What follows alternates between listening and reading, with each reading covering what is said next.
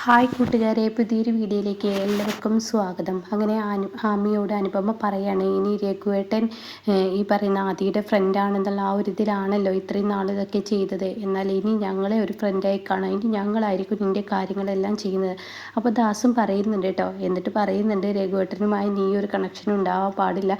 എൻ്റെ അമ്പിളി ചേച്ചിയുടെ ആ ഒരു ഇത് മാറുന്നത് വരെ, അമ്പിളി ചേച്ചി പിന്നീട് എല്ലാം മനസ്സിലാക്കി നിൻ്റെ മുന്നിലോട്ട് വരികയാണെങ്കിൽ ഓക്കെ, അതുവരെ നിനക്ക് ഞങ്ങൾ സഹായമാവാം എന്നുള്ളത് അനുപം പറഞ്ഞു കൊടുക്കുകയാണ് കേട്ടോ.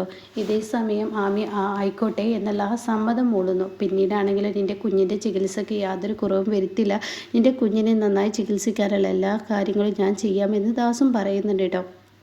അങ്ങനെ പിന്നീട് കാണിക്കുന്നത് ഈ പറയുന്ന ദയയാണ് കേട്ടോ. ദയയും അനിതയാണ്. അങ്ങനെ ദയയും അനിതയിൽ നിന്ന് സംസാരിക്കുകയാണ്. അനിത പറയണ, വാസന്തി ചേച്ചിക്ക് നല്ല ജാട തുടങ്ങിയിട്ടുണ്ട്, ഇപ്പോൾ പഞ്ചായത്ത് പ്രസിഡൻ്റ് ആവുക എന്നുള്ളത്. അപ്പോൾ ദയ പറയാം, വാസന്തി ചേച്ചിക്ക് മാത്രമല്ല ധനേട്ടനും തുടങ്ങിയിട്ടുണ്ടെന്ന് പറയണേ. എന്തായാലും ഇന്നിപ്പോൾ അവിടെ ഒരു എന്തോ മീറ്റിങ്ങോ എന്തോ ഒന്നുണ്ടെന്ന് പറയുന്നു. അപ്പോൾ അതിന് എന്നെ വിളിച്ചിരിക്കുകയാണ്. അപ്പോൾ ഉടൻ തന്നെ ദയ നിന്നെയും വിളിച്ചിട്ടുണ്ടാവും.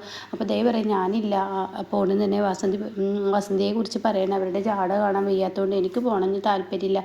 പിന്നെ ദയ നിന്നോട് എന്തായാലും അവർക്കൊരു അനുകമ്പ ഉണ്ടാവും, കാരണം നീ കാരണമാണല്ലോ അവർ പഞ്ചായത്ത് പ്രസിഡന്റ് എന്ന സ്ഥാനത്തോട്ട് തിരഞ്ഞെടുത്തത്. അപ്പോൾ അതുകൊണ്ട് തന്നെ ആ ഒരു അനുകമ്പയും സ്നേഹം എന്നും നിന്നിലുണ്ടാവും എന്നൊക്കെ പറഞ്ഞിട്ട് ഇതാ ചായ ഇതാ ശബരിക്കും നിനക്കും എന്നൊക്കെ പറഞ്ഞ് കൊടുക്കുകയാണ്. ഇതേ സമയം അല്ല നിങ്ങൾ പോകുന്നുണ്ടോ?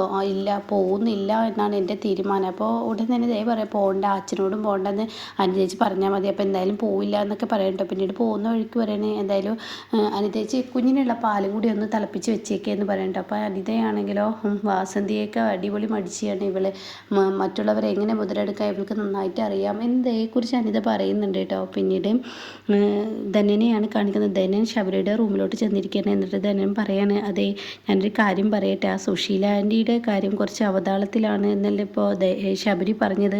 അപ്പോൾ അതുകൊണ്ട് തന്നെ വാസന്തി എന്തെങ്കിലുമൊക്കെ ഒന്ന് ആയിത്തീരട്ടെ. വാസന്തി എന്തെങ്കിലുമൊക്കെ ഒന്ന് ആയിത്തീർന്നാൽ തീർച്ചയായും സുശീലയുടെ കാര്യത്തിൽ ഞങ്ങളൊരു തീരുമാനം എടുക്കുക എന്ന് പറഞ്ഞത് ദയ കേട്ട് വരികയാണ് കേട്ടോ.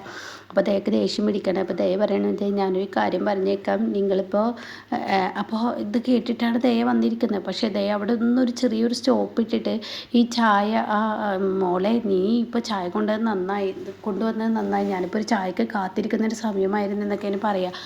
അപ്പോൾ അത് കേട്ടോടെ തന്നെ ഉടൻ തന്നെ പറയണേ, എന്തായാലും ചായ ഞാൻ കൊണ്ടുവന്നത് ധനേട്ടനല്ല, എനിക്ക് കുടിക്കാനായിരുന്നു. അപ്പോൾ ഈ സമയം ശബരിക്ക് ചിരി വരുന്നുണ്ട് കേട്ടോ. എന്തായാലും ധനേട്ടൻ കുടിച്ചോ, ഞാനൊരു കാര്യം പറയാം, ഇപ്പോൾ സുശീല ആൻറ്റിക്ക് ഇപ്പോൾ ആ ജയിലിൽ പോകേണ്ട അവസ്ഥയൊക്കെ ഇടാൻ കാരണം എന്താണ്, ഞാനൊരു പോസ്റ്റ് ഇട്ടുകൊണ്ടല്ല, അതുപോലെ ഒരു പോസ്റ്റ് നിങ്ങൾക്കെതിരെ ഞാൻ ഇടാൻ മടിക്കില്ല. കാരണം നിങ്ങൾ സുശീല ആൻറ്റി ഇപ്പോൾ ജയിലിൽ പോയതിൽ നിങ്ങൾക്കൊരു വിഷമം തോന്നുന്നുണ്ടെങ്കിൽ നിങ്ങൾ വാസന്തി ചേച്ചിയെ കൊണ്ട് ഇറക്കുക എന്നുള്ള നിങ്ങളുടെ മനസ്സിലുള്ള മോഹം ഉണ്ടല്ലോ, അതൊരിക്കലും നടക്കത്തില്ല എന്ന് പറയാം കേട്ടോ. അപ്പോൾ ഈ വാക്കുകൾ കേൾക്കുമ്പോൾ ശരിക്കും അയ്യോ മോളെ, എനിക്ക് അങ്ങനെ ഒരു മോഹമില്ല, അതുമില്ല ഇതുമില്ല എന്നൊക്കെ പറഞ്ഞിട്ട് വേഗം തട്ടിമാറ്റിയാണ് കേട്ടോ. പിന്നീടാണെങ്കിലോ ഇങ്ങനെ ഈ സമയം ഇപ്പോൾ ദയയിൽ നിന്ന് കിട്ടിയില്ലേ എന്നിങ്ങനെ ശബരി ചോദിക്കും. കിട്ടേണ്ടത് കിട്ടി, എനിക്ക് അങ്ങനെ ഒരു മോഹമില്ല എന്നിങ്ങനെ ശബരിയോട് ധനം പറയുന്നുണ്ട് കേട്ടോ. പിന്നീട് കാണിക്കുന്നത് ഹർഷയാണ്. ഹർഷ സുധനെ വിളിച്ച് വരുത്തിയിരിക്കുക. അപ്പോൾ സുധൻ പറയും, ഞാൻ വരുന്നു ഇങ്ങോട്ടേക്ക് എന്ന് പറഞ്ഞിട്ട് റോഡിലോട്ട് വരുന്നുണ്ട് കേട്ടോ. മോളെ നീ എന്തിനാ ഇവിടോട്ട് വിളിച്ച് വരുത്തിയ, നിനക്ക് അങ്ങനെ വേണമെന്നുണ്ടെങ്കിൽ ഞാൻ വന്നിരുന്നല്ലോ നിൻ്റെ വീട്ടിലോട്ട്. അയ്യോ അതിന് പറ്റത്തില്ല, കാരണം എന്താണെന്നറിയോ, അവിടെ രവിയേട്ടനുണ്ട്, രവിയേട്ടനെ അറിയാത്ത കളിയാണ് ഇതൊക്കെ, എന്താണാവോ. അല്ല, സുശീല ആൻറ്റിയുടെ കാര്യത്തിൽ മക്കളൊരു തീരുമാനം എടുക്കുന്നില്ല. മക്കൾക്ക് തീരുമാനം എടുക്കണം എന്നൊക്കെ ഉണ്ട്, പക്ഷെ അതിന് വിലങ്ങുതടിയായി അനുപമ ഇന്ദ്രനാണ്. അവർക്ക് രണ്ടാൾക്കും അവരെ ഇറക്കണമെന്നില്ല, എന്നാൽ മറ്റുള്ള മക്കൾക്കുണ്ട്. അപ്പോൾ അത് പിന്നെ സുശീല ചെയ്തത്, നിങ്ങളുടെ മകളുടെ കുഞ്ഞിനെയൊക്കെ തന്നെ ഇല്ലാതാക്കിയ, പക്ഷേ നിങ്ങളുടെ മകൾ ഒരു പ്രസവം പ്രസവിച്ചാൽ പോരല്ലോ, ഇനിയും പ്രസവിക്കണ്ടേ, അത് നിങ്ങളുടെ ഈ പറഞ്ഞ സുശീലയുടെ വീട്ടിലാണ്. പിന്നെ സുശീലക്ക് ഇത് എന്താണ് ജീവപര്യന്തം, അതായത് തൂക്കുകയറൊന്നും കോടതി വിധിക്കില്ല, അത് മനസ്സിലാക്കിയാൽ നന്ന്. ഇനി സുശീല അങ്ങോട്ടേക്ക് വന്നു കഴിഞ്ഞാൽ അതിനി മക്കൾ സുശീലയെ ആ വീട്ടിൽ കയറ്റുമോ എന്നവിടെ സുധൻ ചോദിക്കുമ്പോൾ, മക്കൾ സുശീലയെ വീട്ടിൽ കയറ്റുമോ എന്നുള്ള ചോദ്യത്തിന് നിങ്ങൾ ചോദിക്കേണ്ട, കാരണം അത് സുശീലയുടെ വീടാണ്. ആ വീട്ടിൽ സുശീലയെ കയറ്റിയില്ലെങ്കിൽ സുശീലേൻ്റെ അവരൊക്കെ ഇറക്കി വിടുമെന്ന് പറയട്ടെ. ഇതൊക്കെ കേട്ട് സുധൻ ആകെ ഇളിപോയി. അപ്പോൾ സുധൻ എന്താ വേണ്ടതെന്നുള്ള ആ ഒരു ഇതിലിങ്ങനെ നിൽക്കണം. ഞാനൊരു കാര്യം പറയാം, എനിക്കിപ്പോൾ അവരെ ഇറക്കാം, പക്ഷേ അവരുടെ മക്കൾ തന്നെ ഇറക്കിക്കോട്ടെ എന്ന് കരുതിയാണ് ഞാനിപ്പോൾ അവരെ ഇറക്കാൻ മുന്നിട്ട് ഇറങ്ങാത്തത്. അതുമാത്രമല്ല, അവരുടെ മക്കൾ ഇന്ദ്രനും അനുപമയും ഇതിനെതിരെ എതിരാണെന്ന് ഞാൻ പറഞ്ഞില്ല. പക്ഷേ നിങ്ങളുടെ മകൾ അവരെ വെറുപ്പിക്കുന്നത് കണക്കാണ്. മക്കൾക്ക് ഇപ്പോൾ ഇഷ്ടമാണ്, പക്ഷെ മരുമക്കളെ പേടിച്ചാണ് മക്കൾ പിന്നോട്ട് പോകുന്നത്. അപ്പോൾ ഞാനൊരു കാര്യം പറയട്ടെ, നിങ്ങൾ എങ്ങനെയെങ്കിലും അവരുടെ മക്കളുടെ മനസ്സിലൊരിടം അപ്പോൾ അത് കേൾക്കുന്ന സുധ, ഓ ഞാൻ ചെയ്തോളാം, എൻ്റെ മകളുടെ ജീവിതമാണ് എനിക്ക് എൻ്റെ മകളെ സുശീല വെറുക്കാൻ പാടില്ല, അപ്പോൾ അതിനോട് തന്നെ എൻ്റെ കുഞ്ഞിൻ്റെ ജീവിതം ഇപ്പം തന്നെ ഇല്ലാതായിക്കണ സുശീല ഇനിയൊരു ബുദ്ധിമുട്ടും എൻ്റെ കുഞ്ഞിനോട് കാണിക്കരുതെന്ന അർത്ഥത്തിലായിട്ട് സുധ. അപ്പം അതിനാണ് ഞാൻ നല്ലൊരു കാര്യമാണ് പറയുന്നത്. നിങ്ങളൊരു കാര്യം ചെയ്യുക, നിങ്ങളുടെ മകളെ മകളെയും സത്യനെയും സോന ഇപ്പോൾ ഒരു ഭാഗത്താണ്, അവളുടെ അമ്മയെ അവൾക്ക് പുറത്തിറക്കണം എന്നുള്ള ആഗ്രഹമുണ്ട്.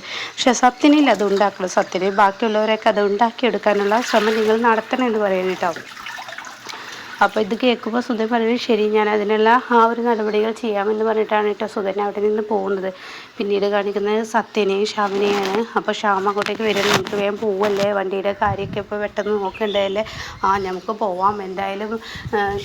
സത്യം പറയുകയാണെങ്കിൽ ഇന്ദ്രേട്ടനോട് പൈസയുടെ കാര്യം ചോദിക്കണ്ടായിരുന്നുല്ലേ എന്ന് ശ്യാമിനോട് പറയുമ്പോൾ ശ്യാം പറയുന്നത് അത് അവൾ അങ്ങനെയല്ലല്ലോ ചോദിച്ചത്. അപ്പോൾ ശ്യാം പറയുന്നത് എനിക്കും തോന്നിയത് ചോദിക്കണ്ടായിരുന്നു. അപ്പോൾ സത്യം പറയുകയാണെങ്കിൽ നമ്മൾ ചോദിച്ചത് ആ വിനയൻ നനഞ്ഞോടം കുഴിക്കുന്നൊരു സ്വഭാവം ഉണ്ടല്ലോ, അപ്പോൾ അത് കേട്ടിട്ടാണ് സോന വരുന്നത്. അപ്പോൾ സോന പറയണത് എന്നാലും ആരും ഇത്രയും ഒന്നും പൈസ ചോദിക്കില്ല, 1,50,000 രൂപ ഒരു CCTV ദൃശ്യം എടുത്ത് തന്നെ 1,50,000 രൂപയ്ക്ക് ചോദിക്കുക, അത് കുറച്ച് കൂടുതലാണ്. അപ്പോൾ സത്യന് അതിനനുകൂലിച്ച് വർത്താനം പറയുമ്പോൾ അവിടെ പ്രതിഭയ്ക്ക് ഇഷ്ടപ്പെടുന്നില്ല കേട്ടോ. പ്രതിഭ പറയണ സത്യേട്ട, അന്ന് സത്യേട്ടനെ തിടുക്കവും കാട്ടിലൊക്കെ കണ്ടപ്പോൾ സത്യേട്ടന് എത്ര വിനയന് കൊടുത്താലും മതി വരില്ല എന്നായിരുന്നു. പക്ഷേ ഇപ്പോൾ സത്യേട്ടൻ്റെ സ്വഭാവത്തിൽ എന്താ ഇങ്ങനെ ഒരു വ്യത്യാസം? അന്ന് അനുചേച്ചി ജയിലിൽ കിടക്കുകയായിരുന്നെങ്കിൽ ഈ പറയുന്ന 1,50,000 വിനയന് കൊടുത്തതിന് നഷ്ടമുണ്ടോ എന്ന് ചിന്തിച്ച് നോക്ക്.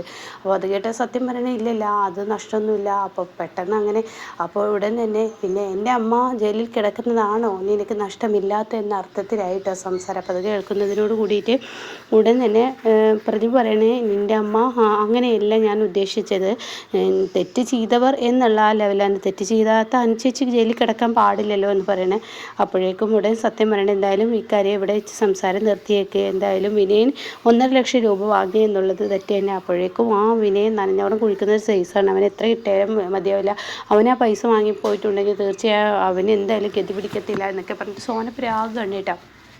അങ്ങനെ സോന അത് ആകുമ്പോൾ ഉടൻ തന്നെ പ്രതിഭയ്ക്ക് ഒരു ദേഷ്യം പിടിക്കുന്നുണ്ട് സോനയുടെ ഓരോ കാട്ടിക്കൂട്ടില്ല. അങ്ങനെ എന്തായാലും നമുക്ക് പെട്ടെന്ന് പോകാം എന്ന് പറഞ്ഞിട്ട് ശ്യാമ സത്യനെ വിളിച്ചു കൊണ്ടുപോവാണ്, കാരണം കൂടുതൽ നിന്ന് അവിടെ പ്രശ്നമാവും എന്നറിഞ്ഞിട്ട്. അങ്ങനെ പോകുന്ന സമയത്താണ് സുധൻ വരുന്നതായിട്ട്. ആ മക്കളെ നിങ്ങളെത്തിയോ എന്നൊക്കെ ചോദിക്കുകയാണ്. അപ്പോൾ ആ അച്ഛനെ കണ്ട ആ സന്തോഷത്തിൽ പ്രതിഭ ചെയ്തിരിക്കുമ്പോൾ മോളെ നിൻ്റെ മുഖത്ത് ഇപ്പോൾ ഒരു കുഞ്ഞു പോയ ഒരു ടെൻഷനൊന്നും നിൻ്റെ മുഖത്തില്ലല്ലോ, നിൻ്റെ മുഖത്ത് അങ്ങനെ ഒരു ടെൻഷൻ ഇല്ലാത്തത് നീ ഇപ്പോൾ സുശീലയെ ജയിലിലടച്ചു എന്നുള്ളത് കൊണ്ടാണോ? അപ്പോൾ അത് കേൾക്കുമ്പോൾ പ്രതിഭയ്ക്ക് ദേഷ്യം പിടിക്കുക, ഇങ്ങനെ സംസാരിക്കുന്നത് എന്നുള്ള ലെവലിൽ അച്ഛനാണെങ്കിൽ. അപ്പോൾ അച്ഛൻ ഇപ്പോൾ എൻ്റെ കുഞ്ഞിനെ പോയ ആ ഒരു സന്തോഷത്തിൽ കുഞ്ഞിനെ നഷ്ടപ്പെട്ട് ഞാൻ കരഞ്ഞിരിക്കണം എന്നാണ് അച്ഛൻ പറയുന്നത്.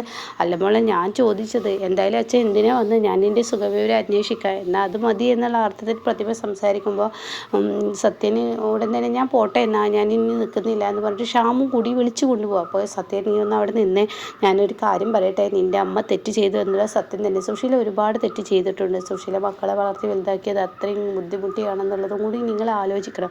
സുശീല തെറ്റ് ചെയ്തു, പക്ഷേ സുശീലയെ ഇങ്ങനെ വീണ്ടും വീണ്ടെടുത്തിട്ട് കുത്തണം.